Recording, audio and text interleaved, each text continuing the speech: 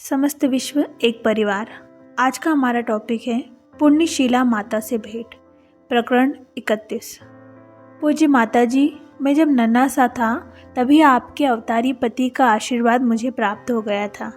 वे मेरे माता पिता और मेरे गुरु युक्तेश्वर जी के भी गुरु थे। अतः क्या आप अपने पावन जीवन के कुछ प्रसंग सुनाकर मुझे धन्य करेंगी? मैं लाहिड़ी महाशय की धर्मपत्नी श्रीमती काशीमणि से बात कर रहा था। मैं थोड़े समय के लिए बनारस में था, अतः इस पूज्य महिला से मिलने की अपनी चिरकालीन आकांक्षा पूर्ण कर रहा था। बनारस के गरुड़ेश्वर मोहल्ले में लाहिड़ी परिवार के घर में उन्होंने अत्यंत प्रेम के साथ मेरा स्वागत किया। वृद्ध होने पर भी वे कमल की तरह खिली हुई थी। आध्यात्मिक सुगंध उनसे निःसृत होती थी। उनके शरीर मध्यम आकार का और गौर वर्ण था। गर्दन पतली और नेत्र विशाल तेजस्वी थे। तुम्हारा यहाँ स्वागत है बेटा, ऊपर चले। माताजी मुझे अपने साथ एक अत्यंत छोटे कमरे में ले गई, जहाँ कभी भी अपने पति के साथ रहती थी। उस पवित्र स्थल के दर्शन कर मैं धन्य हुआ, जहाँ अद्वितीय गुरु ने वैवाहिक जीवन की मानवीय लीला करना स्वीकार किया था। दयामयी माता ने उनके पास ही एक छोटी सी गद्दी पर बैठने का मुझे संकेत किया। कई वर्षों बाद ही मुझे अपने पति की देवी महानता की पहचान हो पाई। उन्होंने बताया, एक रात इसी कमरे में मुझे एक स्पष्ट स्वप्न दिखा। तेजस्वी देवता अकल्पनीय मोहकता के साथ मेरे सिर के ऊपर हवा में तैर रहे थे। वह दृश्य इतना वास्तविक लग रहा था कि मैं तत्काल जाग उठी। बड़ी विलक्षण बात थी कि यह कमरा दीप्तिमान प्रकाश से भर गया था। पद्मासन में स्थित मेरे पतिदेव कमरे के बीचों बीच देवताओं से घिरे हवा में थे। अत्यंत विनम्रता के साथ देवता दोनों हाथ जोड़कर मेरे पति का पूजन कर रहे थे। मैं इतनी विस्मित हुई कि मुझे लगा कि मैं अभी भी स्वप्न में ही हूँ। तभी लाहिड़ी महाशय ने कहा, नारी, तुम सपना नहीं देख रही हो। अपनी निद्रा हमेशा हमेशा के लिए त्याग दो। जब वे धीरे धीरे जमीन पर उतर आए तो मैंने उनके चरणों में साष्टांग प्रणाम किया। मैंने कहा, मेरे गुरुदेव, आपके चरणों में मैं बारंबार प्रणाम करती हूँ। अब तक मैंने आपको अपना पति माना, इसके लिए क्या आप मुझे क्षमा करेंगे? यह जानकर मैं लज्जा से मरी जा रही हूँ कि मैं एक दिव्य रूप से जागृत पुरुष के साथ रहते हुए भी अज्ञान की नींद में सोती रही। इस रात से आप मेरे पति नहीं, गुरु हैं। क्या आप इस तुच्छ अबला को अपनी शिष्या के रूप में स्वीकार करेंगे? गुरुदेव ने मुझे सप्रेम स्पर्श किया। पवित्र आत्मा, उठो, तुम्हें स्वीकार किया जाता है। उन्होंने देवताओं की ओर इंगित किया। इन पूज्य संतों में से प्रत्येक को बारी बारी से प्रणाम करो। जब मैंने विनम्रता से सबको प्रणाम कर लिया तो एक साथ सभी देवताओं की वाणी गूंजी, जो प्राचीन वेद घोष के समान थी। इस दिव्य पुरुष की अर्धांगिनी, आप धन्य हैं। हम आपको प्रणाम करते हैं। उन्होंने मेरे चरणों में प्रणाम किया और आश्चर्य, उनके दिव्य शरीर अदृश्य हो गए। कमरे में अंधेरा छा गया। मेरे गुरुदेव ने मुझसे क्रियायोग दीक्षा लेने के लिए कहा। अवश्य, मैंने कहा। मुझे खेद है कि इससे पहले ही मैंने इस सौभाग्य को क्यों प्राप्त नहीं किया। तुम्हारा समय नहीं आया था। लाहिड़ी महाशय ने मुस्कुराते हुए मुझे सांत्वना दी। तुम्हारे बहुत से कर्मों को नष्ट करने में मैं चुपचाप तुम्हारी सहायता कर रहा था। अब तुम इच्छुक भी हो और तैयार भी। उन्होंने मेरे ललाट का स्पर्श किया। घूमते हुए प्रकाश पुंज मुझे दिखाई देने लगे। धीरे धीरे वह सारा प्रकाश जगमगाते नीले रंग के आध्यात्मिक नेत्र में परिवर्तित हो गया, जिसके चारों ओर सुनहरा गोल था और बीच में एक सफेद पंचकोणीय तारा। अपनी चेतना को उस तारे में से अनंत के साम्राज्य में ले जाओ। मेरे गुरु के स्वर में एक नवीनता थी, जो दूर से सुनाई दे रहे संगीत के समान कोमल लग रही थी। एक के बाद एक दृश्य समुद्र की फेनिल लहरों के समान मेरी आत्मा के तट से आकर टकराने लगे। अंततः चारों ओर दिखते उन दृश्यों के मंडल परमानंद के सागर में विलीन हो गए। नित्य हिलोरे मारती उन आनंद लहरों में मैं खो गई। कई घंटों बाद जब मैं इस जगत की चेतना में लौट आई तो गुरुदेव ने मुझे क्रिया योग की प्रविधि बताई। उस रात के बाद लाहिड़ी महाशय फिर कभी मेरे कमरे में नहीं सोए। वे उसके बाद कभी सोए ही नहीं। दिन रात नीचे सामने के कमरे में अपने शिष्यों के साथ ही रहते थे। इतना बताने के बाद माता काशीमणि चुप हो गई।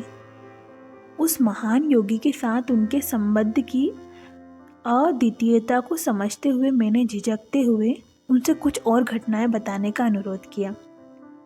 तुम बहुत लोभी हो बेटा, फिर भी तुम्हें एक और कहानी अवश्य बताऊंगी। वे संकोच से मुस्कुराई। यहाँ मैं अपने एक पाप को स्वीकार करूंगी जो मैंने अपने गुरुपति के विरुद्ध किया था। मेरी दीक्षा के कुछ महीने बाद मैं असहाय और उपेक्षित अनुभव कर रही थी। एक सुबह लाहिड़ी महाशय इस छोटे से कमरे में कोई वस्तु लेने के लिए आए। मैं तुरंत उनके पीछे ही यहाँ पहुँच गई। माया के वशीभूत होकर मैंने उन्हें अत्यंत कठोर शब्दों से संबोधित किया। आप अपना सारा समय अपने शिष्यों के साथ बिताते हैं, अपनी पत्नी और बच्चों के प्रति आपके दायित्वों का क्या? मुझे खेद है कि परिवार के लिए अधिक धन अर्जित करने में आपको कोई रुचि नहीं है।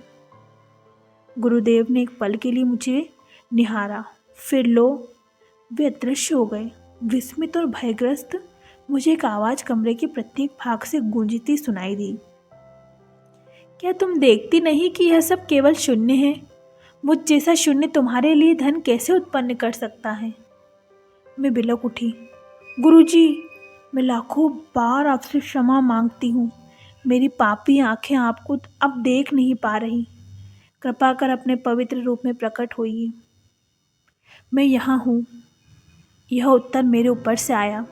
मैंने ऊपर दृष्टि घुमाई तो गुरुदेव को हवा में प्रकट होते देखा।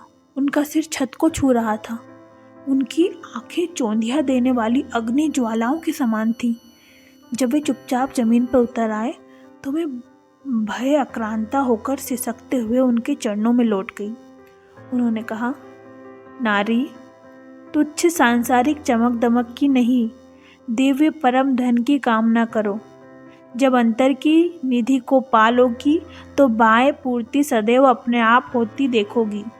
फिर उन्होंने कहा, मेरा एक आध्यात्मिक पुत्र तुम्हारी व्यवस्था कर देगा। मेरे गुरु के शब्द सत्य तो सिद्ध होने ही थे। एक शिष्य हमारे परिवार के लिए काफ़ी धन दे गया। मुझे अपने अद्भुत अनुभव बताने के लिए मैंने माता काशीमणि का धन्यवाद किया। दूसरे दिन मैं फिर उनके घर चला गया और कई घंटों तक 3 कौड़ी तथा 2 कौड़ी लाहिड़ी के साथ ज्ञान चर्चा का आनंद लेता रहा। भारत के महान योगी के ये 2 संतवत बेटे अपने पिता के आदर्श पद चिन्हों पर चल रहे थे। दोनों ही गौरवपूर्ण लंबे कद के, मजबूत कद काठी के थे, घनी दाढ़ी रखते थे। दोनों की आवाज़ें सौम्य थी। आचार व्यवहार की दोनों की शैली पुराने जमाने की थी। लाहिड़ी महाशय की पत्नी ही उनकी एकमात्र शिष्या नहीं थी, सैकड़ों अन्य महिलाएं भी उनकी शिष्याएं थीं, जिनमें से एक मेरी माँ भी थी। एक बार एक शिष्या ने लाहिड़ी महाशय से उनकी एक फ़ोटो मांगी। उन्होंने उसे एक फ़ोटो देते हुए कहा, तुम उसे यदि अपनी रक्षा कवच मानोगी तो यह रक्षा कवच ही सिद्ध होगा, नहीं तो यह एक चित्र मात्र ही रहेगा। कुछ दिन बाद वही शिष्या लाहिड़ी महाशय की बहू के साथ एक टेबल के पास बैठकर श्रीमद् भगवत गीता का अध्ययन कर रही थी। टेबल के पीछे लाहिड़ी महाशय की वह फोटो टंगी हुई थी। अचानक भयंकर आंधी शुरू हुई और बिजलियां कड़कड़ाने लगी। लाहिड़ी महाशय, हमारी रक्षा कीजिए। दोनों महिलाएं फोटो के सामने नतमस्तक हो गई। तभी टेबल पर पड़ी पुस्तक पर बिजली गिरी। मुझे ऐसा लगा मानो उस तीव्र उष्णता से बचाने के लिए मेरे चारों ओर बर्फ की परतें खड़ी कर दी गई थी। उस शिष्या ने बाद में बताया, लाहिड़ी महाशय ने अपनी एक शिष्या अभया से संबंधित 2 चमत्कार किए थे। एक दिन अभया अपने पति के साथ, जो कोलकाता में वकील थे, गुरु दर्शन के लिए काशी जाने घर से चल पड़ी। अत्यंत व्यस्त यातायात के कारण उनकी घोड़ा गाड़ी को स्टेशन पहुंचने में देर हो गई।